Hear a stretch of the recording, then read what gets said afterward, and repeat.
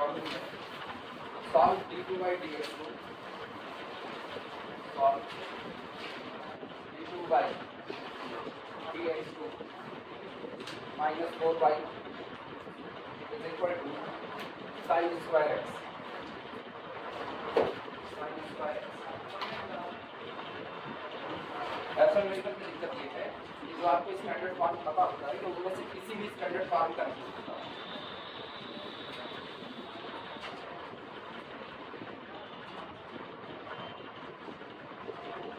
Normally standard form मतलब हम लोग कौन देखें e to the power ax का, दूसरा देखे हुए sin ax का, cos ax का, इतना ही देखें। और अभी जल्दी में आया x to the power n का। अगर इसमें रखो तो ये sin स्क्वायर x है, ये उनमें से किसी भी स्टैंडर्ड फॉर्म का नहीं है। तब हमारे पास केवल एक ही रास्ता होता है, इसको किसी भी तरीके से उस स्टैंडर्ड फॉर्म में लेकर के जाए जो हमको पता है।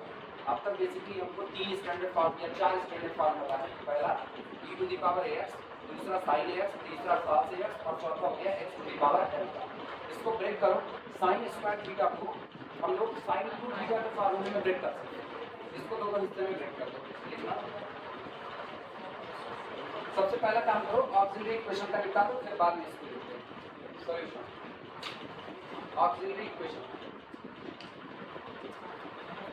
ऑक्सिलरी इक्वेशन होगा सीधे लिखें।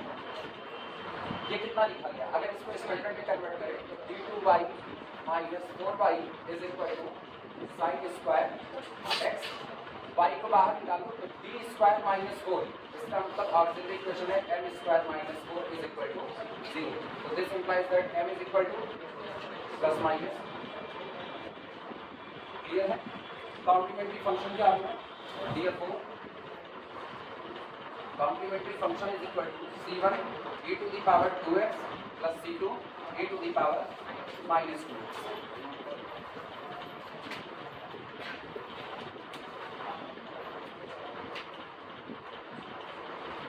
अब बारी पर्टिकुलर इंटीग्रल लिखा, pi is equal to particular integral is equal to 1 upon d square minus 4, d square minus 4, और ये ऑपरेट करेगा sin स्क्वायर x। लेकिन sin स्क्वायर x तो स्टैंडर्ड फॉर्म है, तो इसको ब्रेक कर दो। sin स्क्वायर थीटा को लिखा जा सकता है 1 माइनस cos 2 थीटा बाई 2 लिख सकते हैं। तो ये हो जाएगा this is equal to 1 upon d square minus 4 और ब्रैकेट में 1 माइनस cos 2x अपॉन 2।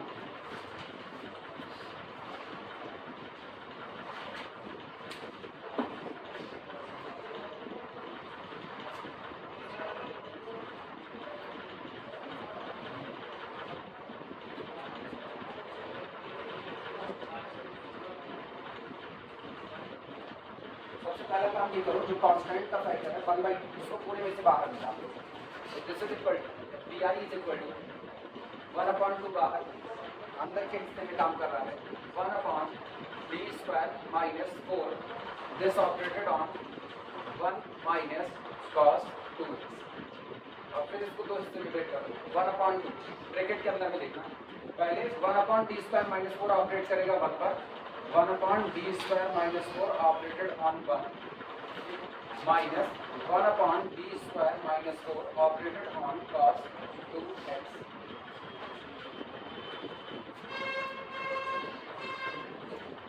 यहाँ से हमारे पास सॉल्व करने के दो तरीके। पहला तरीका, जो पहला वाला हिस्सा है 1 अपॉन d स्क्वायर माइनस 4, मर्जी आए, अगर दिमाग ना चले तो इसको बाइनोमियल पर टिक दो, और अगर बाइनोमियल पर ना जाना चाहो, थोड़ा दिमाग चला सकते तो इसको e की पावर में निपटा दो। इसको लिखा जा सकता है 1/2 within bracket 1 upon d square minus 4 e to the power 0x आया ना, और minus 1 upon d square minus 4 cos 2x। ये बताओ, जब e to the power ax होता था तो वहाँ पर d की जगह पर कितना a पुट कर देते थे, तो t की जगह पर a पुट करो तो a बराबर कितना है 0, यानी ये केवल बनेगा -1/4। पहला हिस्सा ये रहेगा, और इधर के हिस्से में t स्क्वायर की जगह पर -a स्क्वायर पुट करते थे, तो ये टुकड़ा अपने पास हो गया 1/2 विदिन ब्रैकेट, ये टुकड़ा हो गया -1/4, और इस हिस्से में -1/d स्क्वायर की जगह -a स्क्वायर। यानी -4 पुट कर दें, -4 और बाकी बचा कितना cos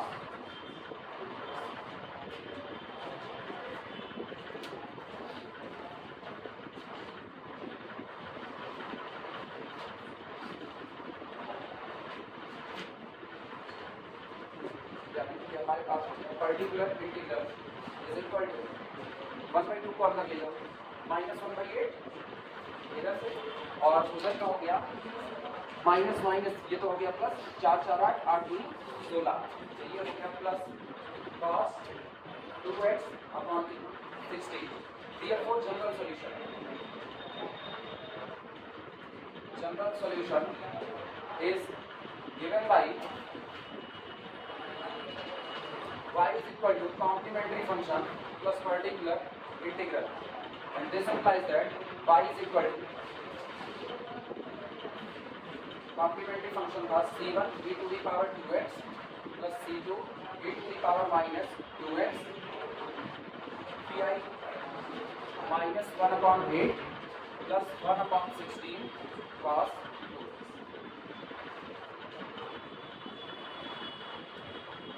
ये तो एक तरीका था, जब अगर तुम्हारा दिमाग ये काम करता है तो इसको e की पावर ax में ले जा सकते हो। बाय द वे अगर एग्जाम में भूल गए, ना काम किया, बाइनोमियल पर लिखा, बाइनोमियल पर भी आंसर यही आएगा, दूसरा नहीं, वो भी करके भी दिखाया।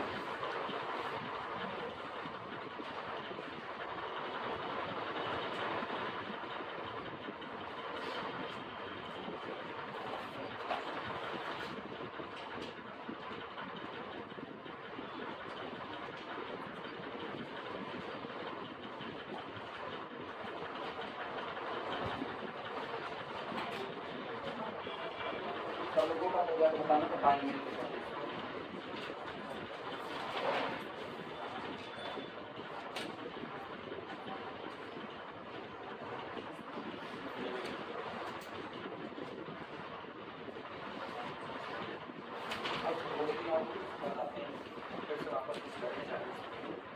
अभी सबसे बड़ी दिक्कत है ना, वो जहाँ पर है स्टेबल इक्विलिब्रियम, उसके डेरिवेशन में हमको 2 फिगर बनाना है, वो दोनों फिगर बना नहीं है, बस इसीलिए उसको रोके। बाकी और वर्चुअल वर्क अगर पढ़ाना हो तो कोई दिक्कत नहीं, लेकिन इसके बाद स्टेबल अनस्टेबल तक वर्चुअल वर्क पढ़ाएंगे। या टाइमिंग शुरू करें तो टाइमिंग शुरू करें वो भी सीक्वेंस टूटेगा। अभी तक कैटनरी पढ़ रहे थे, अब तो शिफ्ट कर जाए डायमिंग्स वाले, ये दिक्कत बना। ये हो गया सबका। अच्छा, अब एक चीज़ सुनो, इसको हम यहाँ से कितने हिस्से से मिटा रहे हैं, अब हम इसी चीज़ को बाइनोमियल पर लेकर के आ रहे हैं।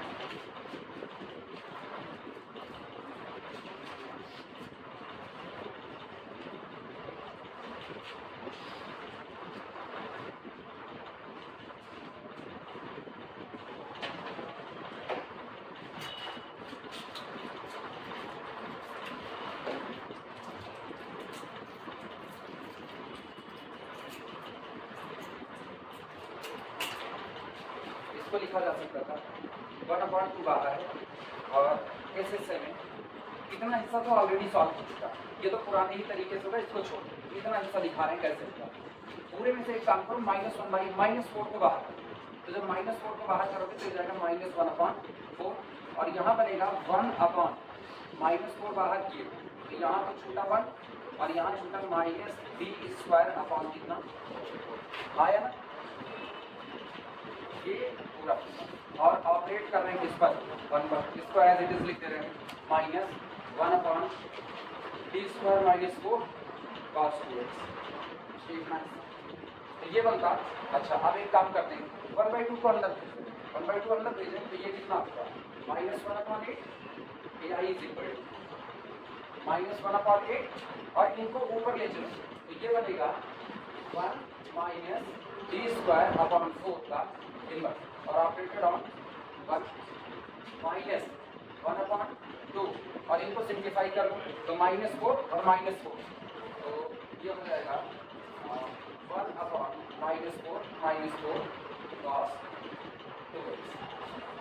इनको लिखा दिस इज इक्वल टू -1/, याद है अंदर भी माइनस बाहर भी माइनस, तो ऑल टोटल किसमें खुलता है पॉजिटिव में, सारे पॉजिटिव में खुलेंगे तो ये होगा 1 + x + x² + x³ इस तरीके से बढ़ता है, तो 1 + x यानी D square by 4 plus x square यानी डी की पावर 4 अपॉन 416 प्लस 16, लेकिन हमको कोई फर्क ही नहीं पड़ता। Minus minus plus 4 4 8 8 2 16 1/16 cos 2x। इसमें एक चीज़ बात 1 को अंदर भेजोगे तो डिफरेंशिएशन होना है कितनी बार? 2 बार। कांस्टेंट का जितनी बार भी करोगे आंसर कितना? तो ये सारे टर्म कितने चढ़ जाए? 0 और 1 × 1 दैट इज 1 आएगा केवल कितना? -1/8 और इधर से प्लस 1/16 cos 2। पहुंचेंगे वहीं पर, बस उससे काफ़ी ज़्यादा आसान है। उससे आप e की पावर ax में स्टार्ट किया साथ, क्लियर है? तो अगर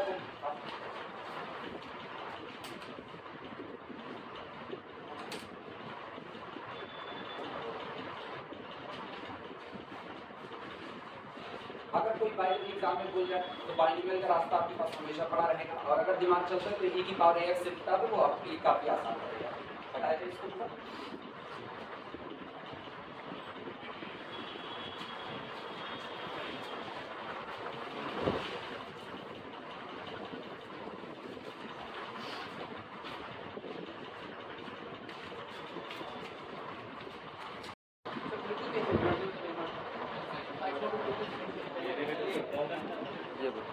नहीं यार, कनेक्ट तो है, कनेक्ट है।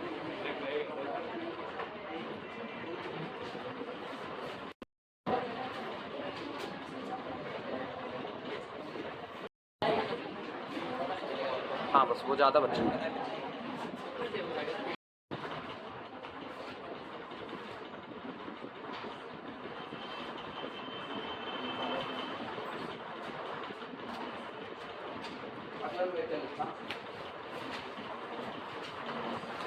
solve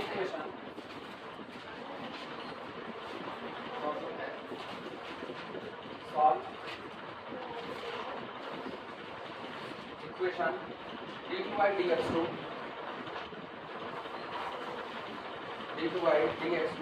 is equal to a plus bx plus cx square, given that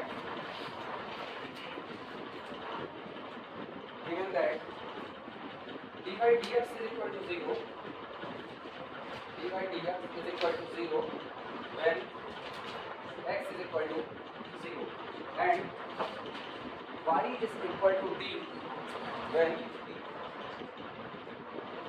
x is equal to 0।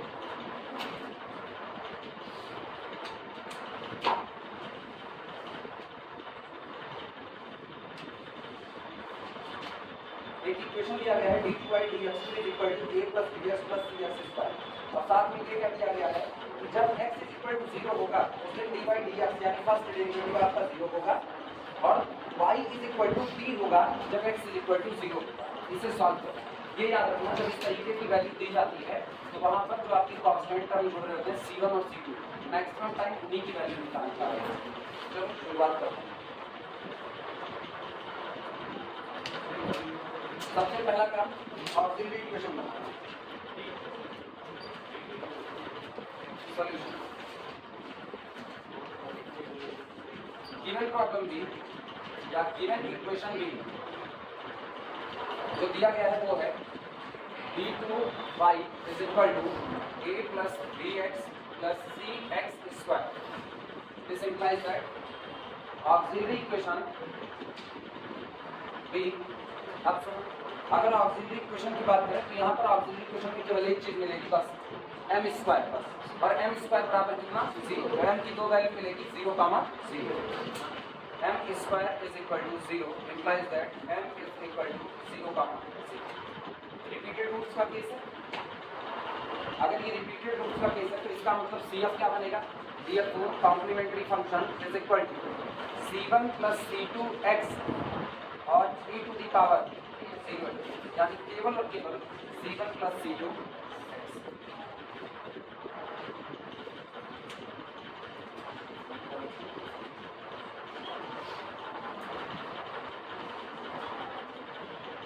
अगला काम जानने में क्या निकालना है?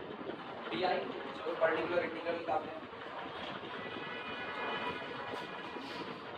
Particular integral is equal to 1/d square, और क्या ऑपरेट करेगा किस पर? a plus B x plus C x square. अब सुनो, यहाँ पर कंफ्यूज होने की जरूरत नहीं है।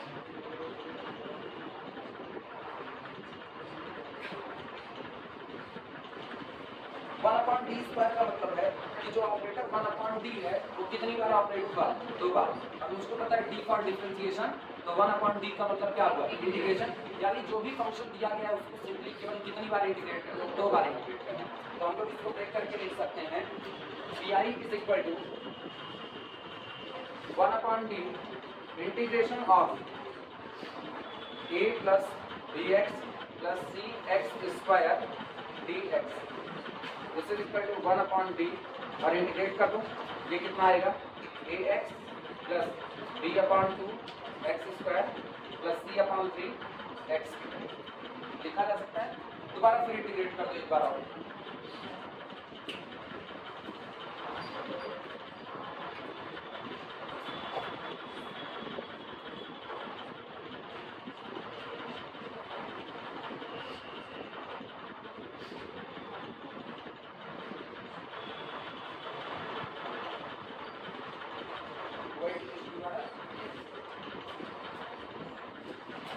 This is equal to A x square upon 2 plus 2 एक 3 3 दूनी 6 B upon 6 x to the power 3 और प्लस 3 एक 4 4 3 12 C upon 12 x to the power 4।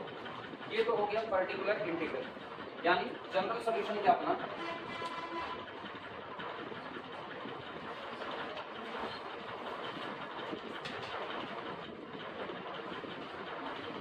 therefore general solution is y is equal to cf plus pi c1 plus c2x plus particular integral कितना है a x square upon 2 plus b x cube upon 6 plus c x to the power 4 upon 4। इतना लिखने के बाद अब शुरुआत होती है जो इंफॉर्मेशन दी गई उनकी।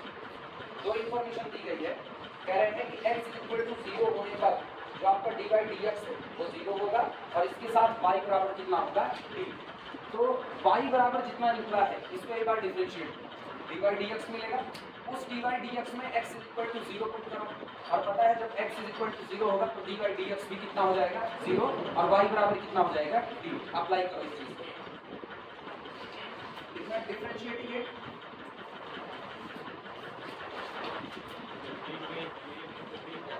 किस पर d कहीं नहीं, y इक्वल टू d दिया गया, y की वैल्यू d दी गई है ऑलरेडी, तो आपको को सोचना है जो दिया गया है ना वो हमको सोचना ही नहीं।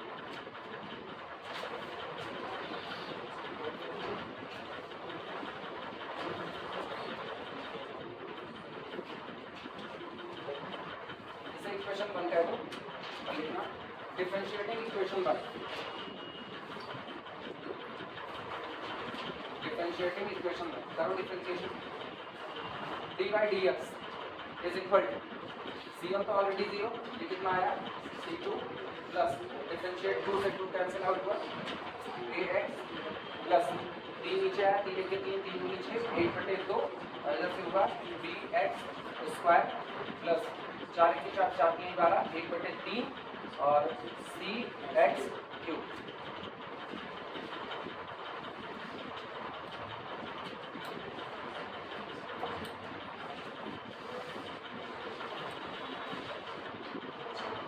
इक्वेशन नंबर 2 मान लो जो अभी आया आपका इक्वेशन नंबर 2, अब यूज करो दी गई इंफॉर्मेशन को। ये बताओ एक चीज को करना है, इक्वेशन नंबर 1 की तरफ देखो और पहली इंफॉर्मेशन का इस्तेमाल करो, x इक्वल टू 0 होने पर y बराबर कितना है, तो पूरे में जरा x बराबर 0 पुट करो, x बराबर 0 पुट करने पर ये पूरा फैक्टर खत्म हो गया, c1 बराबर कितना आ गया, लिखना from equation 1, from equation 1 at x is equal to 0 y is equal to c1, this implies that c1 is equal to d as given y is equal to d। पहला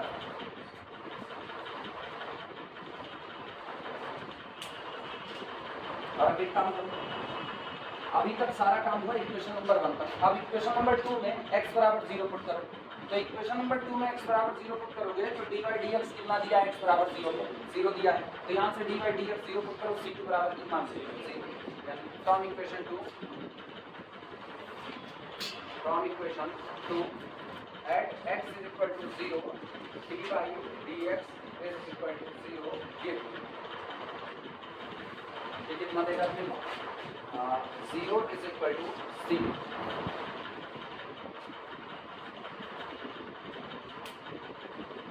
using all these equation, इस सब को उठा करके वहाँ use करो जो हमारा मेन सॉल्यूशन निकल करके आया। Using all these in one, all these in one. अब इक्वेशन नंबर 1 में रखते हैं, बोलो सॉल्यूशन क्या मिलेगा, y बराबर c1, देखिए c1 कितना आया, d आया है, d प्लस अगला c2 तो 0 हो चुका है, बाकी इस तरह तो plus ax square upon 2 plus bx cube upon 6 plus cx की पावर 4 अपॉन 12। ये आपका जनरल सॉल्यूशन है।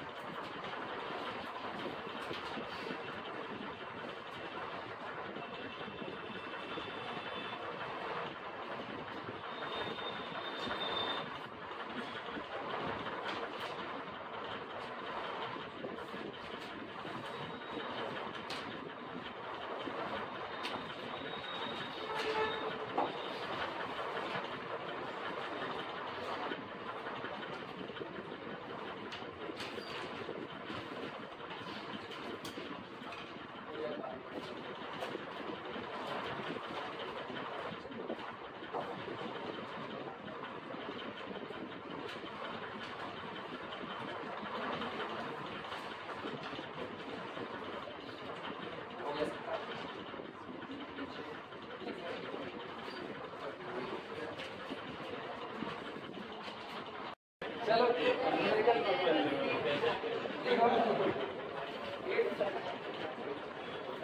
d2x dt2 d2x dt2 plus g upon e d2x minus a is equal to 0, जहाँ पर a b and g being positive number है, positive number and x is equal to a dash and dx dt is equal to 0 and t is equal to 0. Show that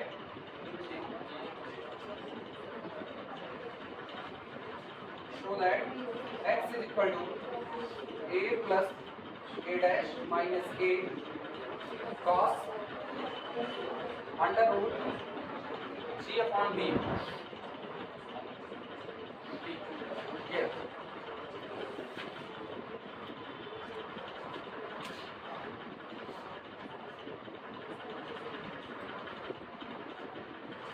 थोड़ा सा अलग है पुराने वाले से, बाकी कैसे पैटर्न पर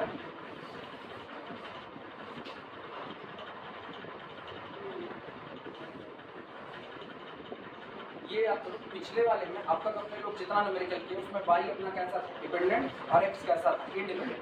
dy dx जब लिखा जाए ना dy dx तो y आपका कैसा होगा डिपेंडेंट और x कैसा होगा इंडिपेंडेंट होगा।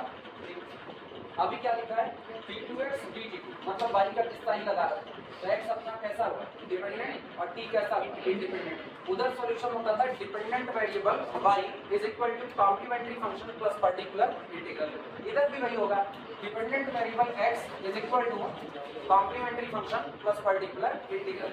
तो काम अपना सारा कुछ वही रहेगा, सी एफ निकालना पी आई निकालना। आखिरी में हम लोग क्या करेंगे, ये जो शर्त दी गई इसी शर्त को थोप देंगे जैसे डिटो अभी किए उसी तरीके से। ये कह रहे आपको ये डिफरेंशियल इक्वेशन दी गई है जहाँ पर a, b और g ये जो तीनों इस्तेमाल किए हैं ये कोई पॉजिटिव नंबर है और इसके साथ ही इंफॉर्मेशन है x is equal to a dash और dx बराबर dx dt is equal to 0 हो जाता है उस दिन जब t बराबर कितना होता है 0। याद करो पिछली वाली भी ये ना, जिस वक्त x बराबर 0 था उस वक्त दो वैल्यू थी, एक डिपेंडेंट वेरिएबल y बराबर t था और एक आपको dy dx 0 दिया था। आज भी वही है, dx dt 0 दिया है और dependent variable x is equal to कितना दिया a dash, so that x is equal to this. क्या लगाने की कोशिश कर सकते हो, बिट को पुराने वाले तरीके से लगाओ, नहीं आता है तो हम बताते हैं, ट्राई करो, नहीं आएगा तो हम बता रहे लेकिन पहले ट्राई करो। अच्छा छोटे छोटे टुकड़े में काम करो, एक बार हमको CF निकाल करके बताओ तब बताएं, पहले CF निकालो।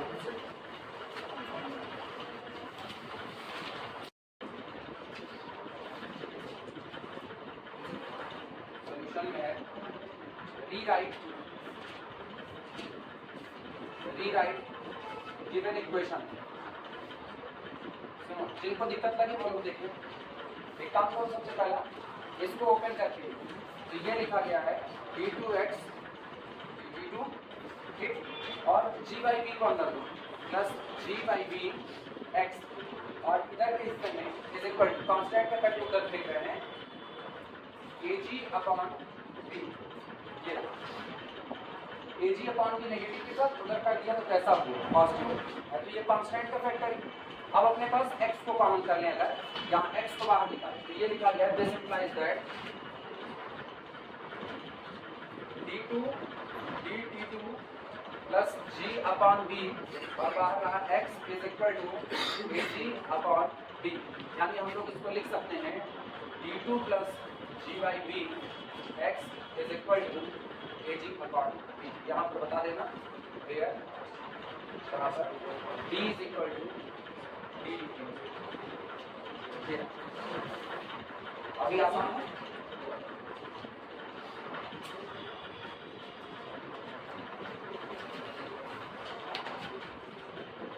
यहाँ से ऑक्सिलरी इक्वेशन बनाते हैं। ऑक्सिलरी इक्वेशन ये मिलेगा m² plus g/b is equal to 0, यानी this implies that m² is equal to minus g/0।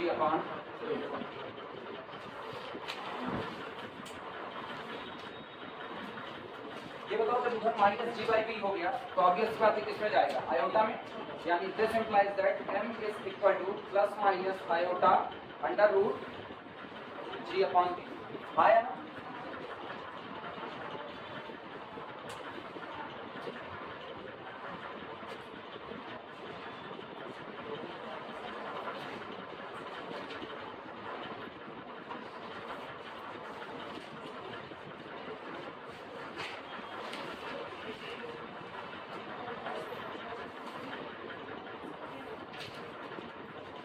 अब CF को लिखने के तीन तरीके हैं तुम्हारे पास, ठीक है। चाहे कॉस और साइन वाला आसान पड़ेगा, कॉस और साइन वाले पे निपटा दो, चाहे e की पावर वाले में जाओ, बाहर अकेला कॉस वाला रखो या अकेला साइन वाला, अपने लोग कॉस साइन दोनों लेकर चलते हैं। इसको लिखा जा सकता है therefore complementary function is equal to C1। ये बताओ रियल पार्ट कितना है, रियल पार्ट तो e की पावर अल्फा x वाला हिस्सा तो है ही नहीं, e की पावर अल्फा x की जगह पर कितना आएगा 1 आएगा, क्योंकि अल्फा बराबर कितना है 0, केवल बीटा मेरे पास है अंडर रूट g/b, तो ये होगा C1 cos बीटा x। यही तो होता था C1 cos बीटा x, कब जब x इंडिपेंडेंट होता था। आज इंडिपेंडेंट x नहीं बल्कि कौन है t है, तो इसका मतलब cos beta under root g/b t plus C2 sine beta t, यानी बीटा कितना है अंडर रूट g/b। ये CF आया इसका बच कर रहा है।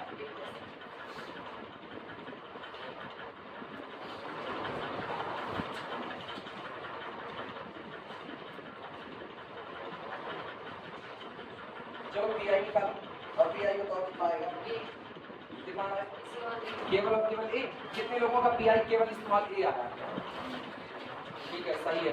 बाकी लोग ट्राई करो, ना आए तो बताए PI।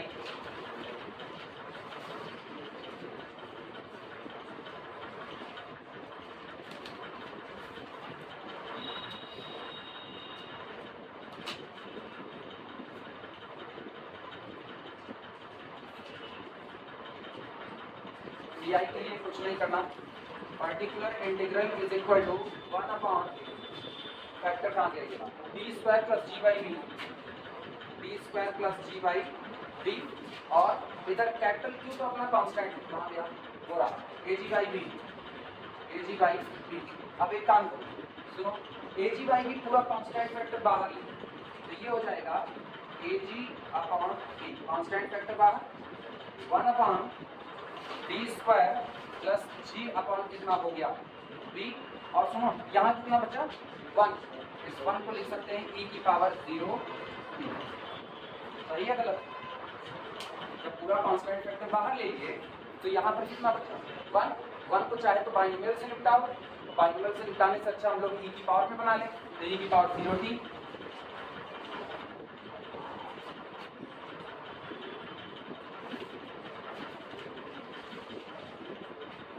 इसको हम लोग लिख सकते हैं pi is equal to A G upon B और 1 अपॉन, बोलो डी की जगह पर कितना पुट करना 0, केवल कितना बना G by B, G upon B. अब सुनो जी से बी, यानी pi इज इक्वल टू केवल और केवल ए।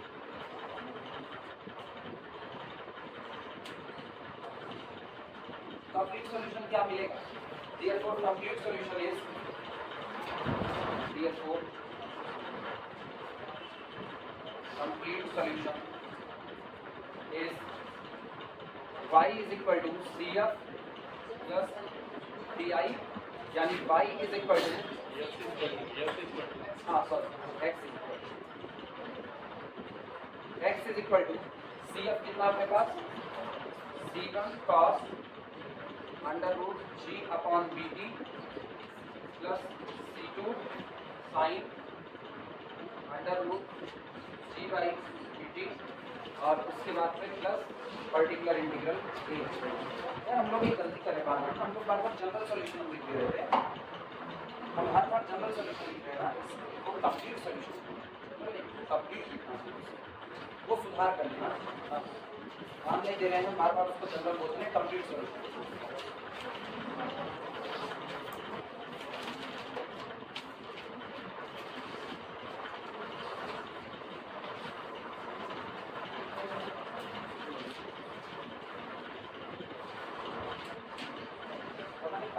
बार-बार कल भी हम उसको जनरली बोल रहे थे, वो कंप्लीट करना, कंप्लीट हो।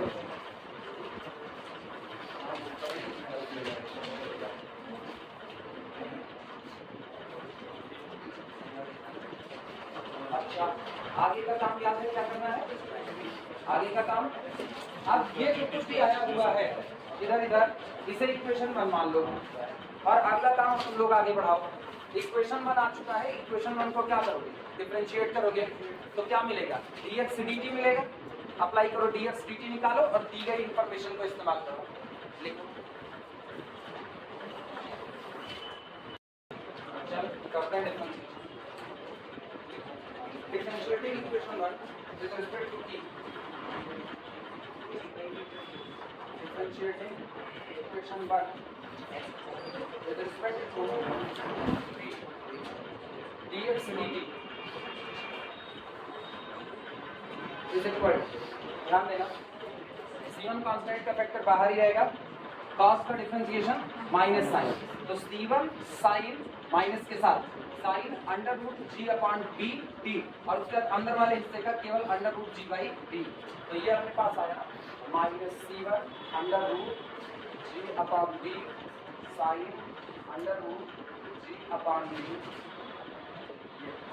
बगल वाले हिस्से पर आना, अंदर वाले हिस्से का एक बार फिर से under root ji by b, तो ये आएगा प्लस c2 अंडर रूट जी अपॉन बी, और साइन का कितना cos अंडर रूट जी अपॉन बी डी, और बगल को प्लस c, इसे नाम देना इक्वेशन नंबर 2, इसे नाम देना इक्वेशन नंबर 2।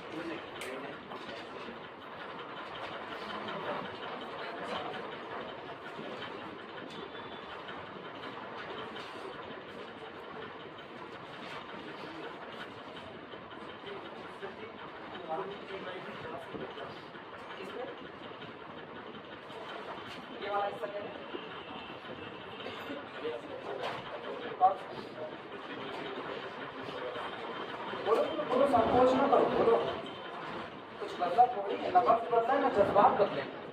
अभी अपने वही है आया ए वीरेंद्र आया बोल भी नहीं करते। अब सुनो अगला काम ये करो ना, जो इन्फॉर्मेशन दी गई उसकी तरफ आओ। इन्फॉर्मेशन में क्या कह रहा है, जिस वक्त t बराबर 0 होगा x बराबर कितना होगा a डैश होगा। लिखना फ्रॉम इक्वेशन 1 या लिखना यूज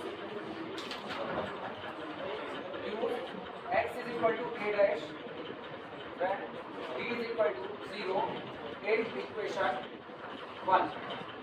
इक्वेशन नंबर 1 में इस्तेमाल करो। सुनो दिमाग चलाओ, t बराबर 0 रखो तो इसकी वैल्यू कितनी होगी 0 होगी। t बराबर 0 पर cos 0 कितना होगा 1 होगा और x कितना दे रहा है a डैश दे रहा है, तो यहाँ हुआ a डैश c1 और बगल कितना पड़ा a, यानी कि a dash is equal to c1 plus a। This implies that c1 is equal to पहली वैल्यू है c1 is equal to a dash minus.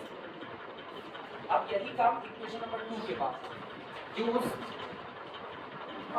और कितना है dx dt is equal to 0 when t is equal to 0 in equation 2। equation 2 कहाँ है मानी ये in equation 2। अब इसमें हाल देखते हैं क्या बनेगा c2 बराबर कितना 0। अच्छा यहाँ से c2 और ये under root this 0 is equal to minus c1 into 0 plus c2 into under root g upon b into 1 plus 0 implies that c2 बराबर। और इन सब को इस्तेमाल करो equation number 1 using all these in 1।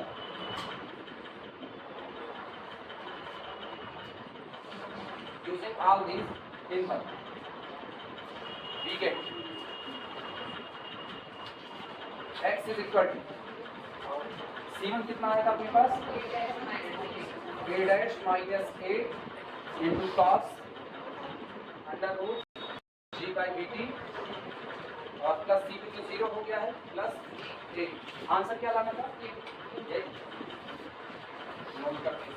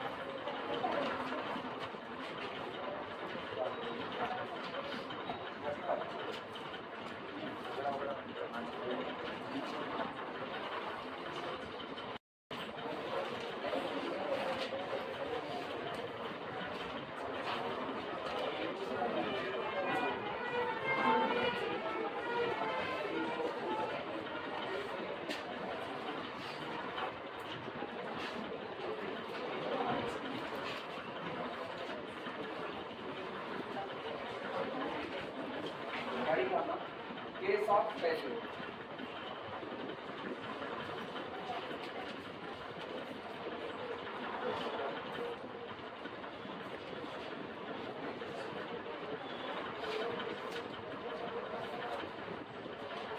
सबसे पहले निकालेंगे e to the power ax।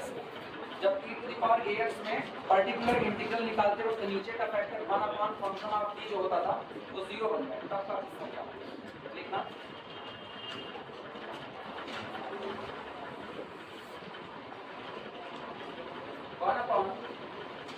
Function of t e to the power ax is equal याद करो 1 upon function of t e to the power ax solve करते थे तो अगला काम क्या होता था d की पावर ax करते थे d की जगह पर कितना पुट कर देते थे और रोका गया था कि अगर ये 0 हो जाए तो वहां पर अप्लाई नहीं करना। ठीक, अब अगर ये 0 हो जाए तो केवल एक काम करो नीचे वाले को डिफरेंशिएट करो। लिखना दिस इज इक्वल ये हो जाएगा और यहाँ पर x 1 अपॉन x से मल्टीप्लाई करो और नीचे वाले टिप्पणी को डिफरेंशिएट करो t के respect d d d of function of t e to the power 8x। ये तब होगा when जब f of a becomes 0। सीधा सा रूल है, x से मल्टीप्लाई करो और नीचे वाला जो आपका d का फंक्शन दिया गया था उसको एक बार डिफरेंशिएट करो।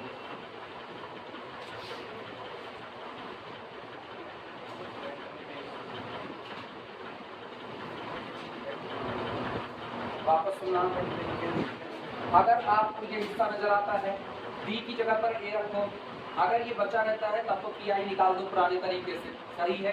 लेकिन अगर ये नीचे वाला फैक्टर 0 हो रहा, बाय द वे जैसे लिखा जाए 1/d-2 लिखा जाए, d-2 और ऊपर हो e की पावर 2x, तो जरा देखो 2 रखने पर 2 - 2 नीचे वाला कितना बन जाएगा, 0। यानी अब वैसे केस में पहले x से मल्टीप्लाई करो और नीचे वाले को d के रिस्पेक्ट में डिफरेंशिएट करो, ठीक। उसके बाद सेम कंडीशन जैसा होता है वैसा सॉल्व। अगर मान लो फिर भी 0 बन रहा है, एक बार फिर से डिफरेंशिएट करो, मतलब ये काम तब तक ऑनवर्ड चलता रहेगा जब तक कि नीचे वाला फैक्टर आपका बचा ना रह जाए, ठीक।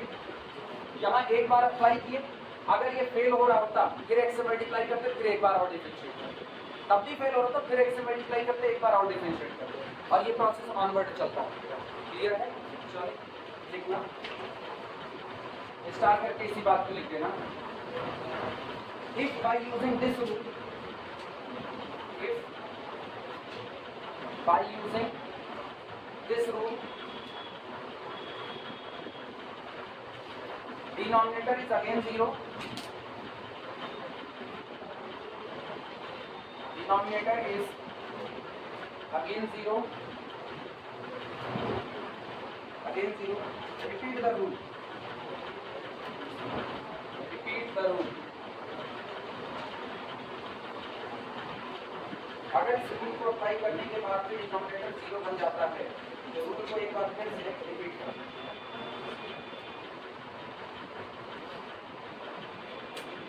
रूल को एग्जांपल